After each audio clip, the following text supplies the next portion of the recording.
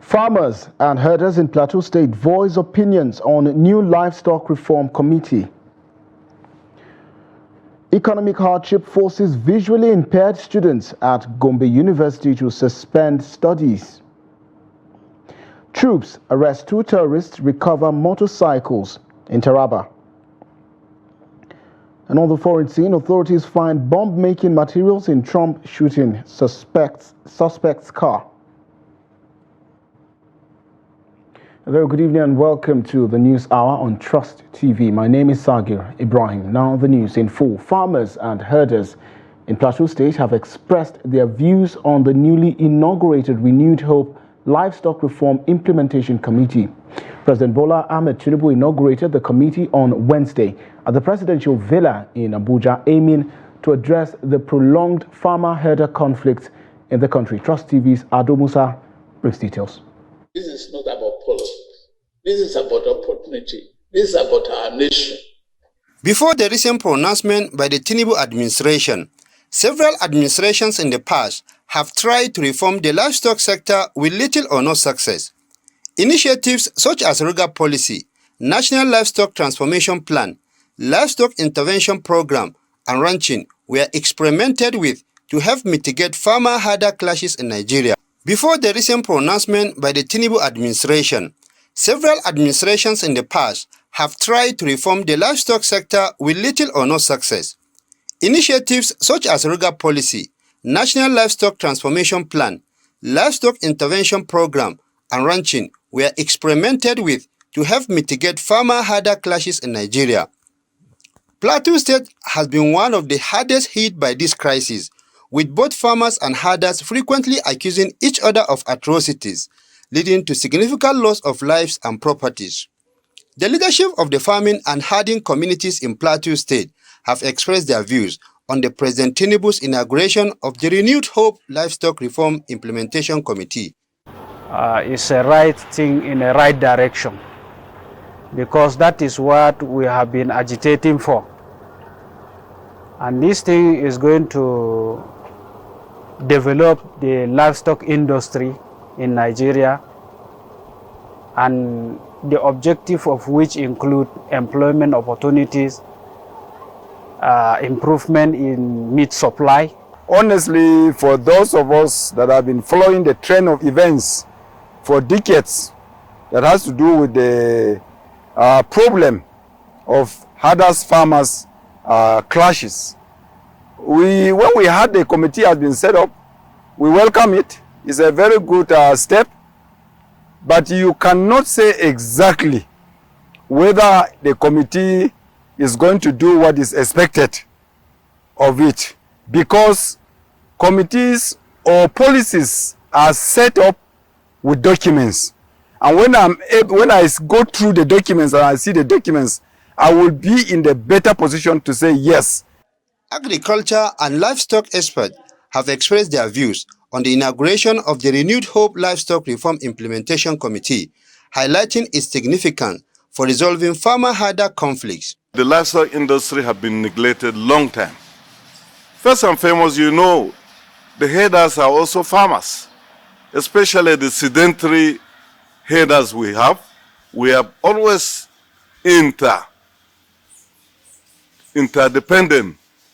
Some come to your farm and graze and settle and leave to another for you to have manure, which is very, very much in use those days when the chemical fertilizer was not around. But I'm believing that with this ministry, so many farmers will also engage themselves in production of forage, which is feeding the animals, which is also a lucrative one. We are in a country of one citizen. There are a lot of people, there are a lot of other organizations that have been enjoying government support. But if you look at the livestock industry, apart from the vaccine production that the National Veterinary Research Institute produces and then being subsidized to the livestock farmers, there's nothing that you can see that the livestock farmer is enjoying from government. And we are in the same country, and then we are all doing this to develop our country. And if you look at the livestock industry, the GDP from livestock industry alone, if being harnessed, it's not going to be a very small GDP that the livestock industry will boost to this country. And it will not only be on the livestock farmers, it will affect every Nigerian within the country.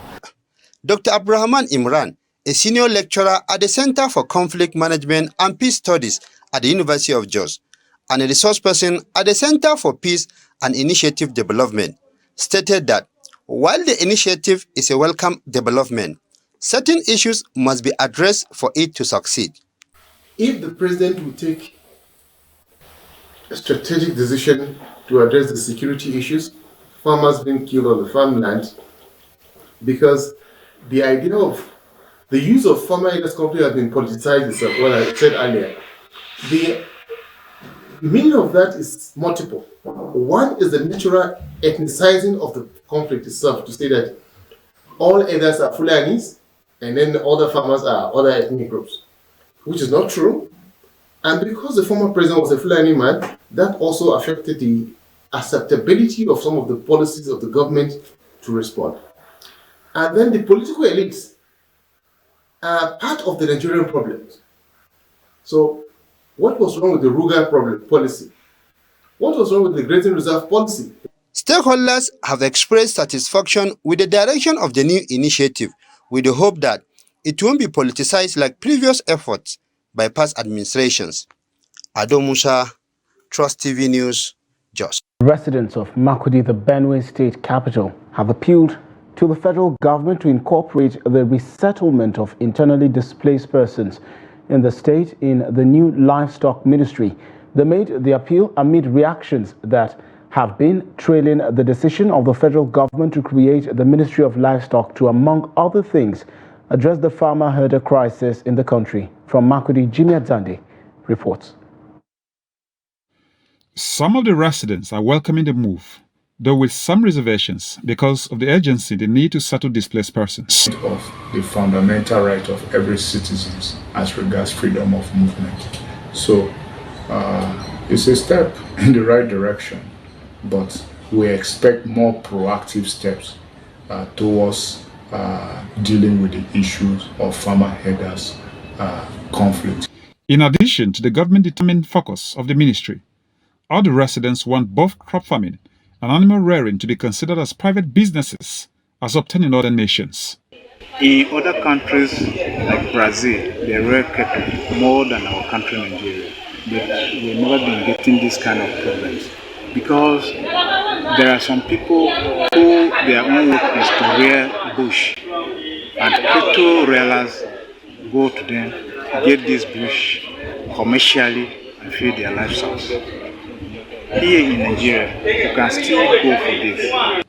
They also want the new ministry's tax to include addressing issues around IDPs and government reserve areas. The government is going to create a ministry for livestock and possibly ranches. It should be places where there are reserves. Because I have not much where that we have reserve areas in Nigeria. So those places can be used for such ranches. There are already affected or people who are already victimized by the herdsmen, and the government has been their side, especially the federal government. There are a lot of people who are displaced for quite a number of years.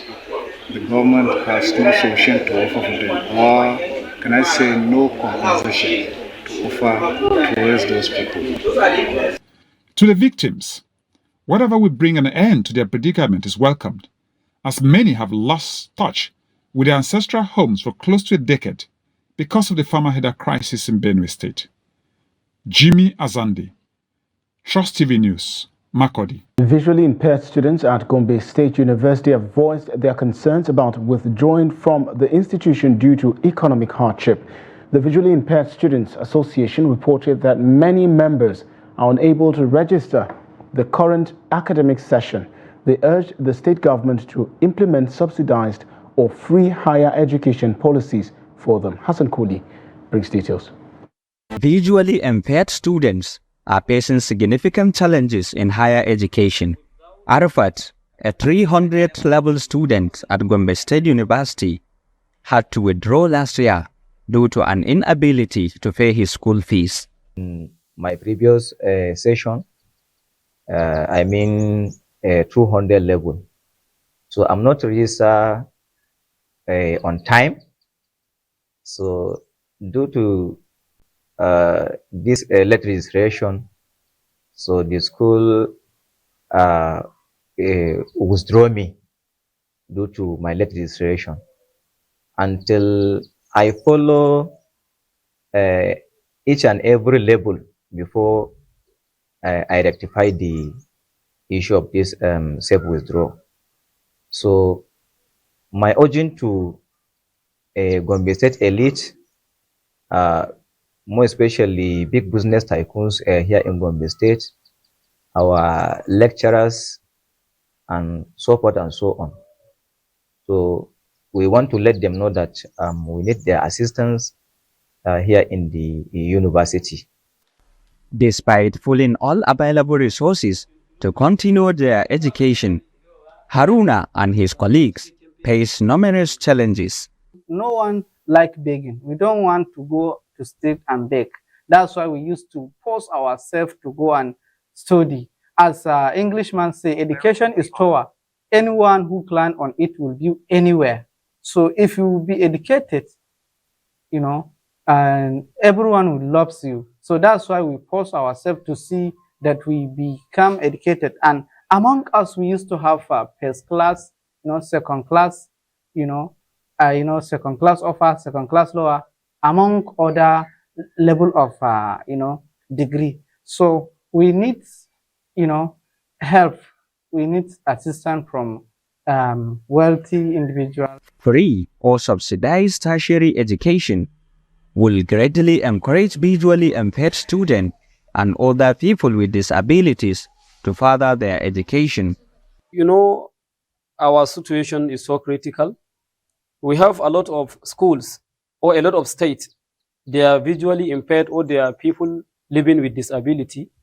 They were acquired their own knowledge free without any pain. For instance, Bauchi State, Yobe State, and Kano State. All of these states, they acquire their own study free without any problems. As well as you are a physically challenged, you cannot keep yourself without education. So we call for the governor of Gombe State, Alhaji Muhammad Inwa Yahaya, to implement a special policy for the special student in order to give us opportunity to study free, both primary, secondary, and tertiary levels. According to the Nigerian Optometric Association, nearly 7 million Nigerians are blind, and nearly 50 million people have some form of visual disability or another, limiting their ability to work, learn, or play. From Gombe, Hassan Koli, reporting for Trust TV. Amidst Nigeria's harsh economic conditions, religious and political leaders in Kaduna are urging the government to swiftly implement measures to aid citizens struggling to afford basic necessities.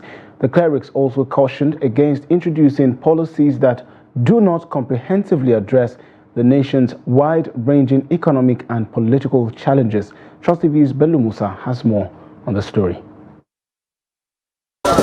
Residents face an uphill battle affording basic foodstuffs as prices skyrocket, exacerbated by limited income to support their families. Cost of living is high. We the poor people are in difficult situation. We find it difficult to get food. It's difficult to get money now, and things are difficult. We are just managing life. We could buy one measure of rice before, but now we could only afford half or a quarter of a measure to feed our family.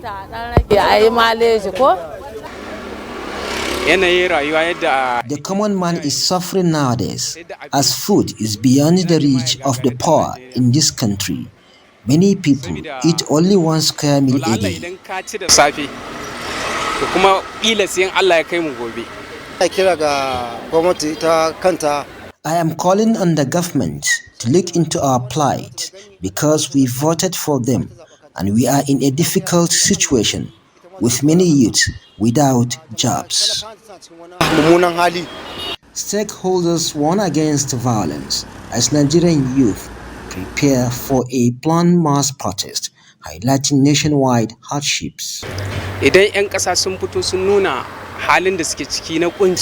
there is proper arrangement and an orderly manner, it is good for people to come out and express their grievances, but in most cases, hoodlums may hijack the protest and cause chaos.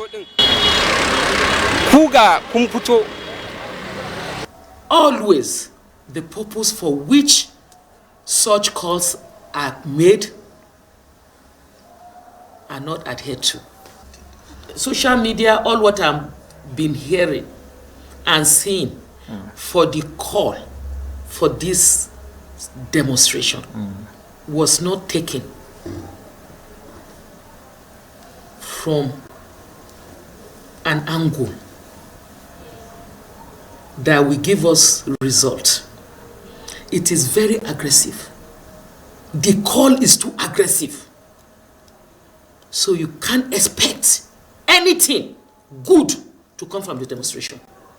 The controversial Samoa Agreement signed by the federal government remains a hot topic among religious clerics. These agreements threatened to erode the moral fabric of our society and are a direct violation of our religious and cultural principles. We urge the public to remain vigilant and to stand firm in defense of our values and culture. What will affect our religion? That's what we're saying no. All three monotheistic religion of Judaism, mainly followed by Jews and other people, Christianity, followed by almost every tribe and race on earth, Islam, the same thing. We are standing on these three monotheistic religion, that's a religion of Abraham. We're saying no. They should return back their law. If there's no law, let us suffer. We are suffering. There's hunger, there's poverty. Meanwhile, some believe that the Samoa issue has been politicized. We therefore strongly condemn the politicization of the Samoa Agreement by politicians. It is crucial to note that there is no mention of LGBT in the agreement, and therefore the unnecessary, controversial, unwarranted. We urge Nigerians to look beyond the historic and not disguise the benefit of the Samoa Agreement, particularly in the challenged times. Nigerians greatly require foreign aid to address pressing issues. Nigerians believe governments must show greater commitment to addressing the current challenges. Bello Musa, Trust TV News Kaduna. Clergymen in Yonagwa, the Bayelsa state capital, have lamented the skyrocketing prices of goods amidst the worsening economic situation. They note that the continuous price increases impact every area of life, affecting both the rich and poor, Christians and Muslims alike, with the church also feeling the strain. Trust TV's Friday, Ebimoboy Peter reports. Pastor Moses Etume, senior pastor of Faith Victory Church, Yenagwa, stated that due to the economic hardship, many men are unable to fulfill their fatherly duties, surviving only by the grace of God. He added that while the government enact policies, they often fail to follow through on their implementation. The men, for now, they may not be able to meet up with demand because of the price of things that have gone high. But nevertheless, as a man, you will think, because God has given us choices, we make choices. Some people have already gone astray, they are already doing bad things. But as far as a child of God, as a man, when the economy is biting on you, you think. And as you are thinking, that is where you will now have the solution. One of the major challenges we have in this country is that when they make policies, they don't follow up. They make policies for the poor men while they are doing their own thing. So if they can follow up the policy, the policies are driving to, the policies are good, but it is the handling of the policies that are. So if there are committees that supervise the policy to the end, that make sure every detail and data of the policy are carried out, then there will be control on the economy. Pastor Emmanuel Ketubeozo Ani and Desmond I. Egbo noted that the skyrocketing prices affect church operations, including equipment, fuel for generator, and microphone batteries. This has made it difficult for some members to pay their tithes and offerings regularly. It's affecting the church because now when a man does not have money, how can he give offering? A lot of people came to church today. They didn't dance the way they are supposed to dance. Why? Because they don't have money. And you find that has relegated some people. But I will tell them they should not allow the situation to hold them down. The situation we see today is a phase that we all must pass through and will come out of it. The expensive nowadays has gone even thrice than what we had before. Those of us that have been managing 30,000 naira, you find that you spend 90 to 100,000. So with the little thing that you have, truly it can't help the family. That's why I said it is only God. It really affecting the church because the church is the people. It's the people that makes the church. So if the economy of Nigeria may be tempering with the members or the believers, then definitely it's also affecting the church. But church is not derived by the economy of this world. So that's why you can see that no matter what, the church is still standing. The clergymen urged the federal government to establish a price regulatory committee to control market prices. From Yanagwa, Friday, Ebimobowe Peter, reporting for Trust TV News. So developments in security now. Troops of the 6th Brigade Nigerian Army and Sector 3 Operation Wellstroke have again apprehended 2 notorious terrorists in Taraba State. The brigade's public relations officer, Oni Olubodunde, said the feat was achieved after a fierce shootout with the terrorists on 11 July 2024. In a statement made available to journalists in the state on Sunday, he said the shootout took place at Geshi village along Rafinkada Road in Damisa ward of Donga local government area of the state. The statement noted that the operation led to the recovery of 2 motorcycles used by the criminals.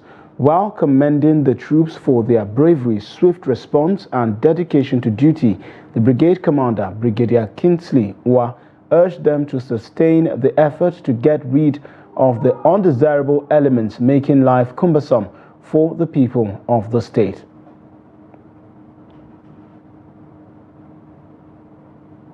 Also, Borno State Governor Babagana Zulum stated that the recent suicide bomb attacks in Goza local government will not derail his administration's efforts to resettle displaced persons returning to Maiduguri after a month-long vacation abroad. Zulum described the attacks as unfortunate, particularly as the state is seeing an increase in Boko Haram surrenders. He pledged to invest more in agriculture to combat food insecurity and partner with the federal government to ensure food production in Borno State. Zulum also commended the federal government's support for a successful Hajj pilgrimage in Mecca. Very unfortunate for what has happened in Goza. At this very important time when we are celebrating the exit of Boko Haram insurgency in Borno State, we witness the series of bomb attacks, especially in Goza. And I believe it's an act of sabotage at this time because we are looking forward to seeing how we shall resettle people back to their communities. And I think some don't like the resettlement agenda of Borno State. And I want to appeal to the people of Goza that they should remain calm, law-abiding, and partner with the federal government and state government with a view to ensuring that IDPs are resettled back to their communities. Government from here up to the end of my administration will concentrate on planning, expand area to the continent and ensure that there is increased food production in the state. Government will provide seeds to farmers and then will partner with the federal government of Nigeria with the view to ensuring food security and food sustainability in the state. Katsina Elders Forum says the federal government is not doing enough to end the escalating insecurity in Katsina State, the northwest and the entire northern region of the country. At a press briefing on Friday, the forum lamented that despite being the most populous region in Nigeria with vast mineral resources, the region still lags behind in terms of development due to the menace of insecurity. Trust TV's Abdullah Yamadi brings details. The Elders Forum said it was conveying the message of the generality of Katsina residents who are desirous of lasting peace. They are asking President Tinubu to put an end to killings, abductions for ransom, and rustling of livestock that have surged recently.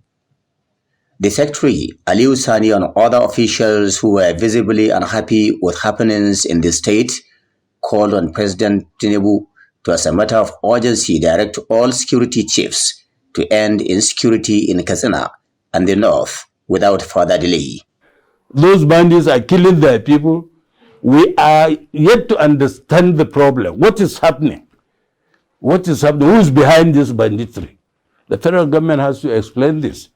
If our soldiers can go elsewhere in other countries to perform miracles and restore peace, why not in the northern part of the country? These people still hold belief that if President Tinubu commits to ending banditry and other acts of criminalities dwarfing the nation's socio-economic well-being, it will take few months to achieve that. The forum urged security agencies to do more in order to end the menace of insecurity. Our soldiers are more intelligent, more proactive, more determined, and more sophisticated than all those soldiers. What are they doing? Who is behind this?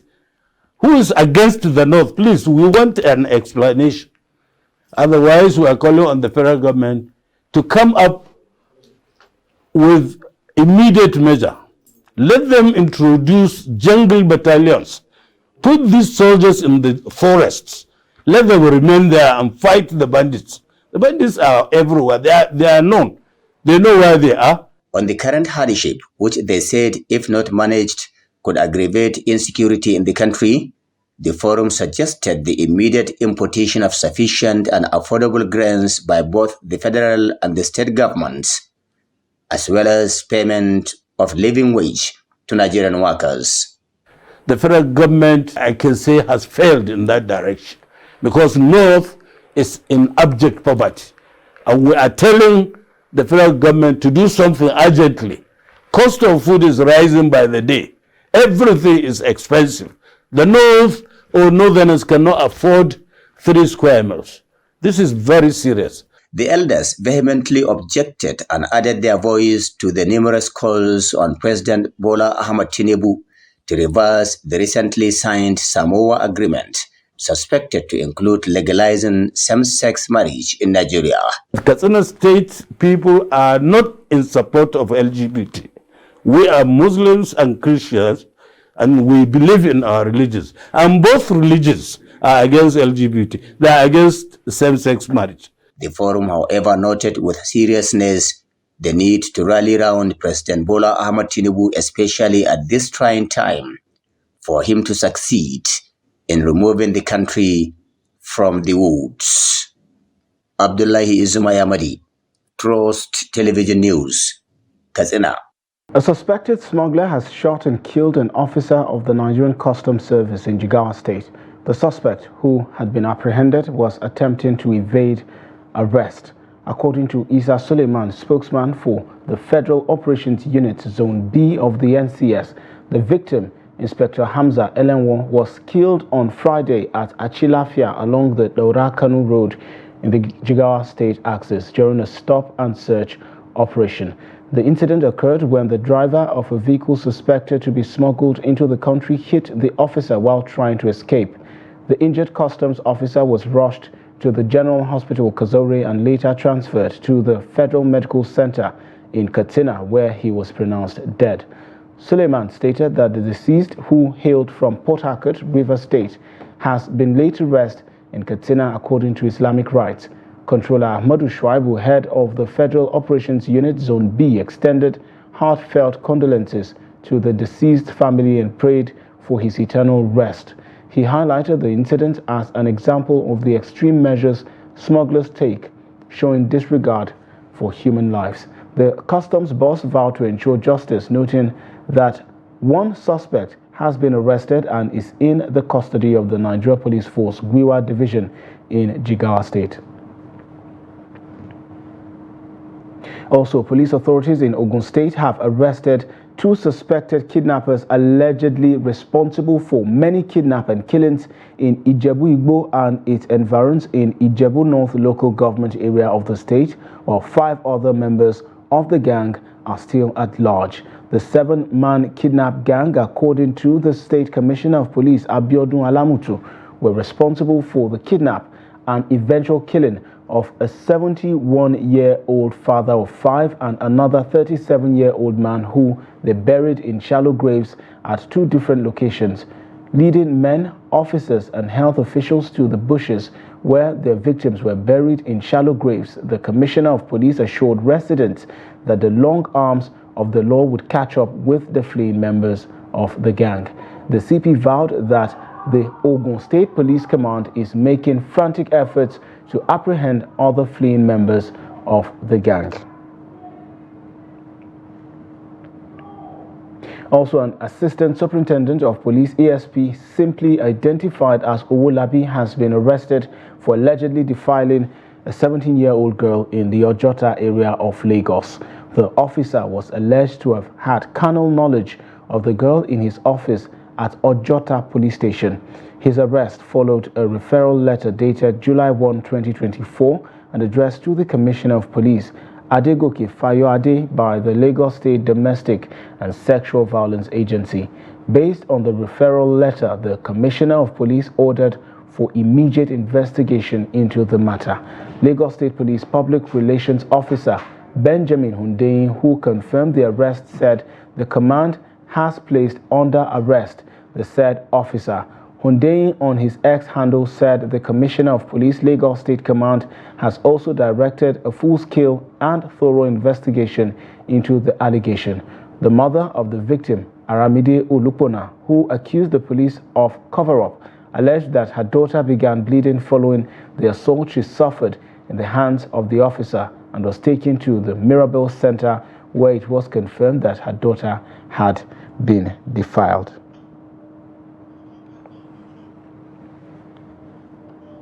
You're watching the News Hour on Trust TV. Coming up shortly. Farmers and herders. Medical researchers stress importance of self-testing to control HIV/AIDS. This and more stories after the break. Join us again.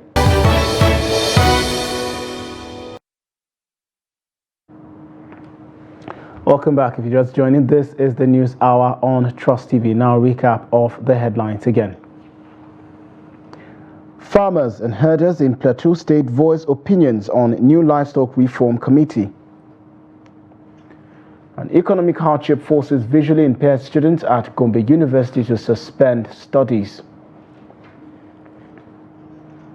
Moving on now, the People's Democratic Party has emerged victorious in the local government elections held in Adamawa State on Saturday, July 13, 2024.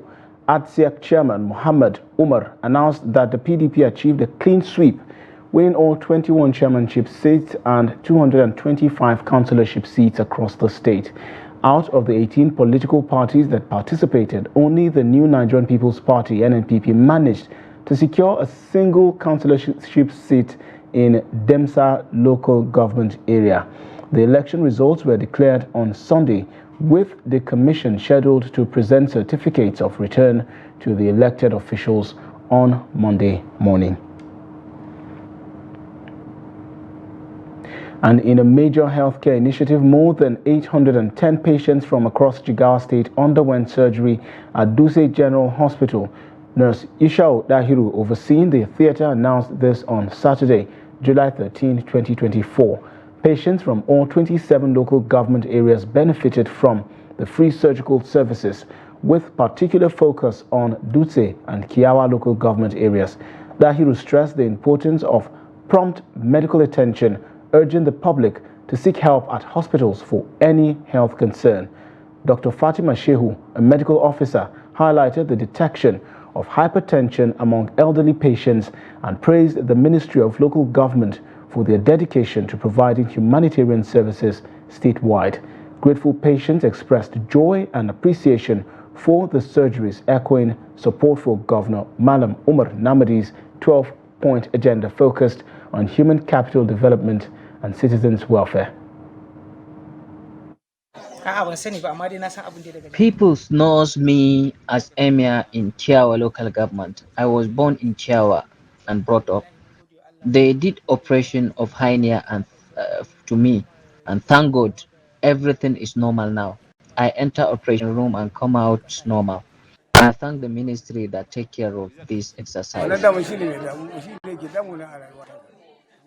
I thank God that I have been admitted and did the surgery and all is well now. I thank the Ministry for Local Government for the sponsorship. Yes, the only advice I can give to patients is that people should be coming to the hospital at the right time whenever they detect or they realize that they are having one problem or the other. Because most of the patients, if they came, sometimes you will realize that they have so multiple problems, not only the hernia case. Throughout the weekend, we have how many surgeries, minor surgeries like hydrocelectomy, hydrorepies, hydrotomy, and coma excision on 60 different patients, ranging from different age groups. So during the screening processes, what we encountered was among the elderly, most of these patients have hypertension, but they are not aware of their condition. So we have here that have that are diabetic also because of lack of medical checkup. It was also an incidental finding. Living with an incurable disease can be managed effectively over a long period if individuals take proactive steps such as undergoing testing to determine appropriate medications and management strategies. Nigerian researchers highlight the importance of testing, particularly for diseases like HIV, which are prevalent among young people and can significantly impact longevity. Victoria Tokolo reports on HIV self-testing after speaking with medical researchers. Her report is here presented. Medical researchers warn that youth aged 14 to 24 in Nigeria are at increased risk of new HIV infections, but lack access to necessary prevention services. Essential services like pre-exposure prophylaxis HIV self-testing, STI testing, and youth-friendly clinical services are not widely available across the country. In response, the Nigeria Institute of Medical Research has developed strategies to improve the uptake of essential HIV prevention services among young people. Professor Babatunde Salako, Director General of NIMR, discussed these efforts in an interview with Trust Television, detailing the measures taken by medical researchers to combat the spread of HIV. We are also certified by WHO for what we call pre-qualification for kit testing. So if you bring a new kit or a new diagnostic device to Nigeria today, and you want WHO to recognize it, it is NIMR lab that will do that test and provide that report for the WHO before that kit is registered by the WHO. Medical researchers report an increase in HIV self-testing among young people in Nigeria. However, they emphasize the need for better and sustainable solutions, as some individuals have expressed concerns about this self-testing method. So HIV self-testing is all about people becoming aware. You can go to a pharmacy, the way people pick pregnancy test, the way people pick a urine test, you pick it, buy it yourself, and go to your home, comfort of home, and do the test. So that one HIV self-testing, so that issue of stigma is no longer there. We found that if you actually call young people and tell them to design a program, right, where you roll out HIV self-testing, will they come? Would young people even care to know their status? When we started, maybe about 20% of youth, hadn't even heard about it, have even tested with HIV self-testing. After we continued across 5 years, you can see that our numbers went up to 90%, which means young people care about their health if you only but give them opportunities. In discussions about HIV self-testing, many citizens advise young Nigerians to embrace this method to know their HIV status and maintain open communications with doctors. It's a good idea. by people going out there and do the test by themselves. Because the stigma in one having that HIV is a very big problem, mentally and otherwise. So it's a good idea if one can go and do that test by himself and have it confidentially with his medical doctor, then it will be a bit safe for him. If I'm able to test myself and discover my HIV symptoms, it's possible for me, it's okay for me to go to my doctor and explain to him this what I discovered about my HIV symptoms, and go to counsel me and give me the appropriate drugs. But if I'm hiding I cannot expose myself, you will not be treated and you will not be okay, and it will be dangerous to your life. Medical researchers emphasize that there is currently no effective vaccine for HIV. While research is ongoing, it will take many years before an HIV vaccine becomes available. They encourage everyone to get tested and know their HIV status, stressing that an HIV diagnosis is not a death sentence. Operatives of the National Drug Law Enforcement Agency, the NDLEA, have intercepted various quantities of cocaine and opioids such as tramadol, pentazocine injection, morphine sulfate, ketamine injection, among others, concealed in soles of shoes, clothes and other items being shipped to the United States, United Kingdom and Cyprus. While no less than 250 grams of cocaine going to Cyprus was hidden in soles of custom-made shoes, over 5 kilograms of opioids heading to the US and United Kingdom were discovered by NDLEA officers of the Directorate of Operations and General Investigations in clothes and other household items meant to be shipped through some courier firms in Lagos. Disclosing this in a statement on Sunday, Femi Babafemi shared videos of the seized contraband on X, saying tramadol pills were found concealed in custard containers in a separate discovery. He warned travelers to be cautious when accepting luggage or items from others to deliver, as they may be unaware of the contents. While commending the officers, NDLEA for the arrest and seizures, Chairman Chief Executive Officer of NDLEA, Brigadier General Muhammad Buba Marwa, retired, noted that their drug supply reduction efforts balanced with WADA sensitization activities, while he charged them and their compatriots across the country to maintain the current tempo.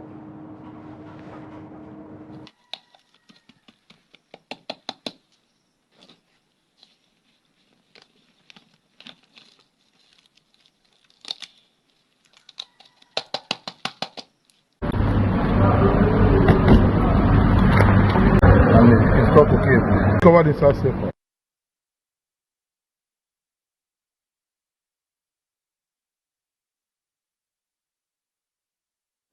And the Rivers State government has shut down 3 dredging sites in Chokocho community in Eche local government area of the state for operating without a permit. The State Commissioner for Environment, Sydney Gbara, disclosed this while speaking to newsmen after an inspection of some dredging sites in Port Harcourt, the state capital, and its environs. Gbara frowned on those who carry out such activities without approval from the state government, saying the dredging sites had no environmental protection impact, adding that the activities of the dredging companies were affecting the road. The commissioner said the present administration in the state is committed to protecting the environment and attracting more investors to the state.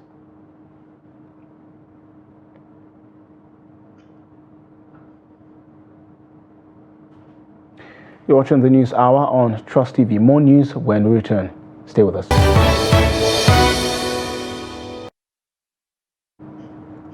Welcome back. The president of the African Development Bank, Dr. Akinwumi Adesina, emphasized the pivotal role of youth in transforming Nigeria's agricultural sector.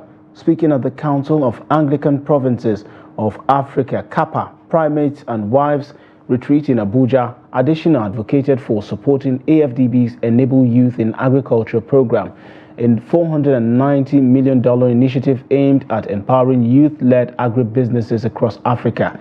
He highlighted the program's impact, having supported 41,000 businesses and created 63,000 jobs, signaling significant economic potential. Additionally, addressed the issue of youth migration, drawing parallels between historical forced migration from sites like Gori Island in Senegal and current perilous journeys undertaken by African youth seeking better opportunities abroad. There's a lot of opportunities, I think, from your churches, from your provinces, to participate within those countries, to take advantage of the programs that we have for that. I believe that the future of Africa's youth is not in Europe. Their future is not in America. The future is not in Canada, it's not in China, it's not in Latin America. The future is in an Africa growing well, thriving, equitably, able to create decent, quality jobs for its own people. No responsible father will ever tell his kid, when it's time to feed, go to your neighbor. I'm not against migration, don't get me wrong, but it is not the way in which we are going to develop. And that's why, when I got back to the African Development Bank, I went to our board to develop what's called Youth Entrepreneurship Investment Banks. These are new financial institutions, brand new financial institutions. All they will do is support the businesses of young people from end to end. And on the international scene, authorities have discovered bomb-making materials in the car of Thomas Matthew Crooks, the suspected assailant in the attempted assassination of former U.S. President Donald Trump. The incident occurred during a campaign rally in Butler, Pennsylvania. Reports indicate that the motive behind the attack remains unclear. Trump's right ear was grazed by a bullet during the shooting, but his campaign team assured that he is in good condition. The suspected gunman and a bystander were killed, while two others sustained injuries. In his second post on the Truth social platform since the attack, Trump called for unity among Americans. He expressed readiness to address the Republican National Convention starting in Wisconsin on Monday.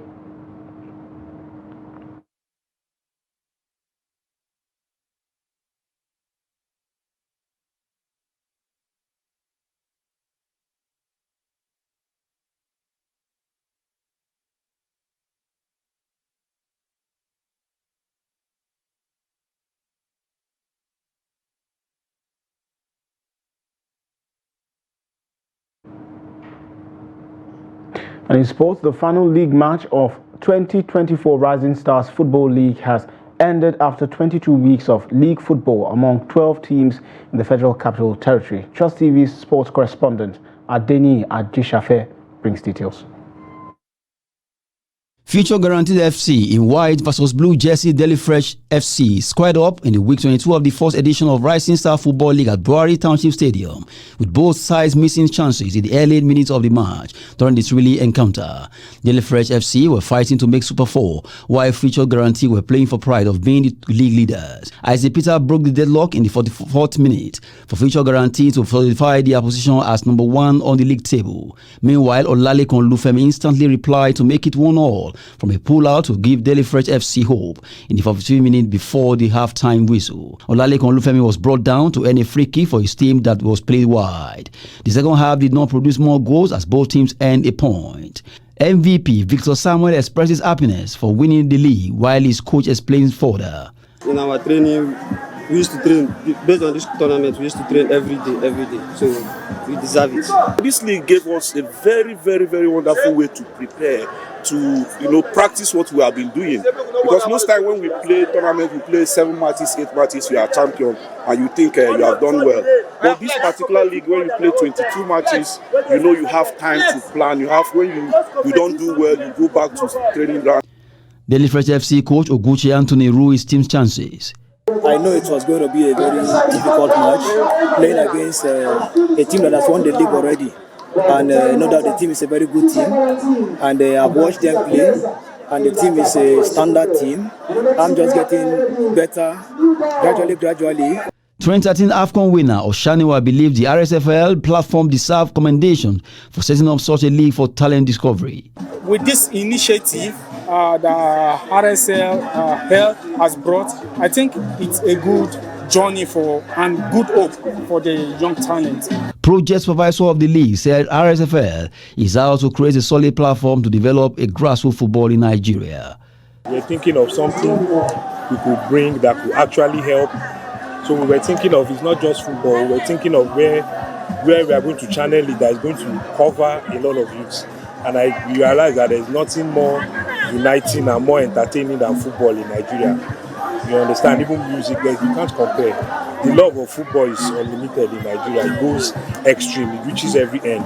And that's the only thing we could do that could actually touch a lot of lives. Future Guaranteed FC lifted 2024 Rising Star Football League trophy in jubilation after a marathon of 22 weeks to emerge winners of the season with 52 points. That's Sport News. I'm Adini Ajishafe.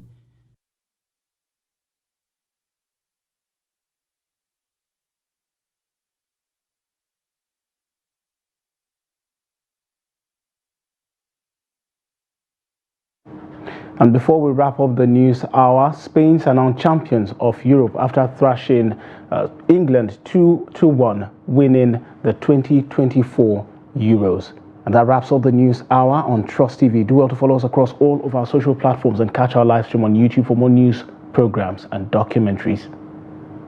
My name is Sagir Ibrahim, and on behalf of the crew, have a good night.